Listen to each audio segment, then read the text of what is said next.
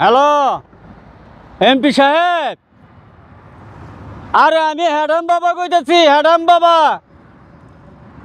আর MP সাহেব, আপনার কাছে 3 মাসের ভিক্ষার টাকা জমা পড়ছে। আমার ভিক্ষার টাকাগুলো যদি আপনি দিতেন, আমার বউরে লই আমি হানিমুনে যাবো। আরে বাবা, আপনারা এমপি মন্ত্রী মানুষ কি করেন? এখন সমাজে ভিক্ষাও তো এরকম দিতেছে না। আপনারা যদি ভিক্ষার টাকা বাকি রাখেন তাহলে কি হয় এমপি সাহেব? আপনার কাছে 3 মাসের ভিক্ষার টাকা বাকি পড়ছে।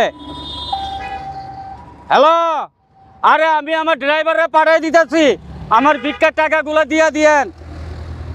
বুঝেন তো, নতুন বউ।